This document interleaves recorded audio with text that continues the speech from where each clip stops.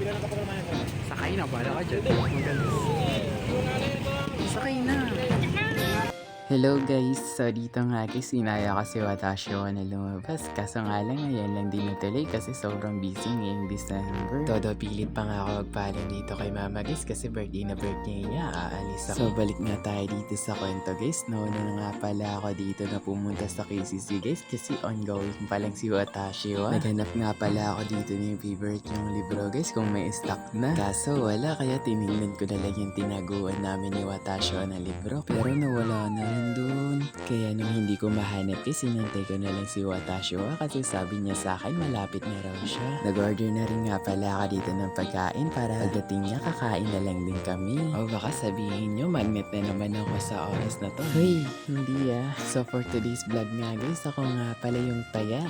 Syempre babawi na naman tayo guys kasi sobrang magnet na tayo kay Watashiwa. Hulaan niyo na lang guys kung saan kami kumain. Ang makahula may alikanin. Hindi sa marami kinain namin ha. Hindi lang talaga ako marunong mag-order sa digital. Alam niyo guys, while nag-order ako, walang signal dun sa loob. Tapos sabi ko sa kanya, hala, paano to? Alam mo, nakuha ko kasi kaagad yung order namin and ayun, bala ko sana sabihin siya na sa inasal kami kakain. Kaso nga lang, walang signal. Sabi ko pa dun kay Ale, pwede po pa bantay muna ng pagkain namin. Tapos lumabas ako doon guys na naghahanap ng signal. Kaso nga lang guys, dahil pabundok, kalakalaki, walang kasignal. Kaya inantay ko na lang siya sa entrance. Tapos nagkatitigan pa kami doon guys kasi nasa gilid lang pala siya. Kawawa Watashiwa. Paano na lang kung hindi ko siya nahanap? E di walang date na magaganap. Hindi joke, hindi yung date guys. Kain na talaga. After nga namin kumain guys, naglibot-libot na muna kami para magpatunaw. Dumaan nga kami uli dito sa National Bookstore guys kasi parang hindi naniniwala si Watashiwa sa akin.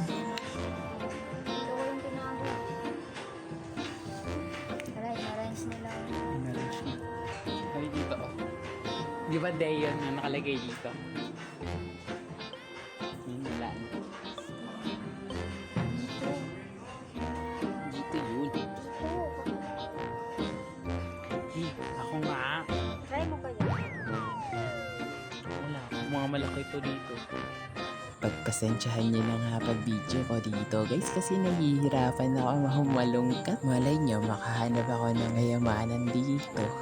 Di joke.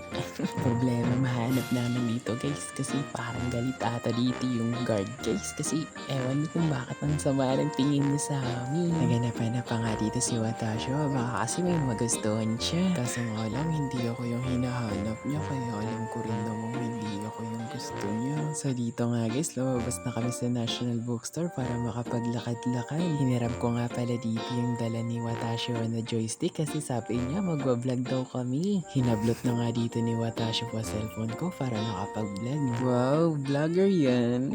And kung nagtatanong kayo guys kung nakakailan ba? Oo, nakakailang pero okay lang naman din sa amin kasi nga certified admirer nonchalant 2. So dumiretso na nga kami dito sa pharmacy guys kasi bibili ako ng gamot ko.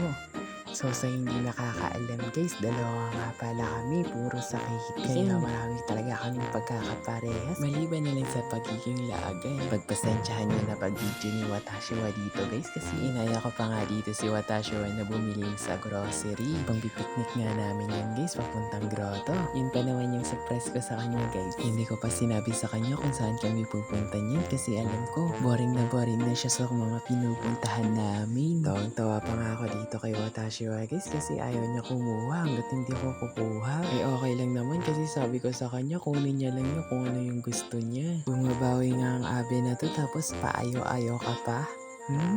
Ang haba-haba na nga ng mga pila dito guys kasi dagsaan talaga tuwing December. Ang dami-dami nga nila pinamili samantalang kami nung nakaraan 2 juice lang tapos yung cashier parang galit pa sa aming tumingin. After nga namin nakaahon sa kahirapan guys, nandito na kami.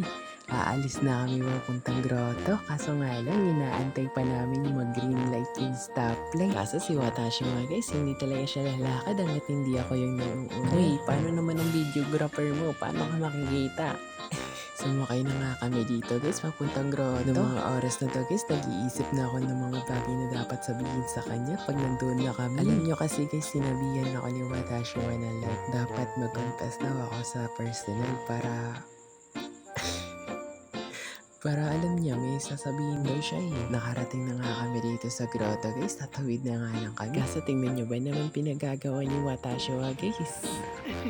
Uy, hindi ko yan kinokonsenti Baka sabihin mo nagiging bad influence lang ako sa kanya. Sinasabihan ko naman yan siya. Kaso alam niyo naman siya yung boss.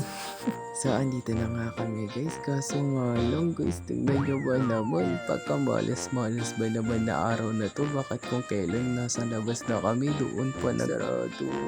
Sobrang malas nga ng araw na to para sa akin guys. Kasi pinagandaan ko talaga to. Ang dami ko na nga naiisip na sasabihin sa kanya guys. Kaso nga lang, nabaliwala dahil sa kamalasan. Kaya wala kaming no choice guys. Kaya umalis na lang kami. Pero hindi rin naman nasayang guys. Kasi eto, kahit hirap na hirap ako sabihin sa kanya guys. Kahit ang daming tao, nagawa ko pa rin sabihin yung nararamdaman ko.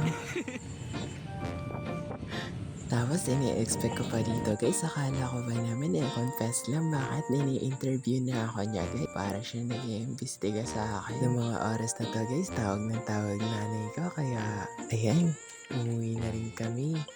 Ginabi na nga pala kami dito guys. Kahit yung paalam ko, sandali lang. Kaya sinigurado ko nga na sasakay si Watashi ng sasakyan. Baka kasi mawala yun tapos sumakay sa kung saan. Pakinggan niya guys, tumatawag na dito si Mama.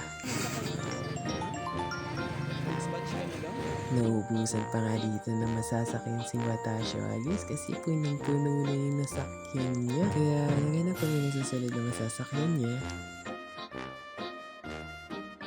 And buti na nga lang guys kasi meron pa ditong natitira yung sasakyan. And anyway guys, kasi nag-away kasi kami ni Watashi ngayon and parang hindi kami okay. Gusto ko lang sabihin sa'yo na sorry. Sorry kasi medyo napaasa kita ngayon. Basta babawi ako sa'yo. Hindi ako umiiyak guys Hindi joke. Kasi ayoko lang na baka lumayo siya sa akin kaya hindi ako OA. Hayaan nyo na ako dito.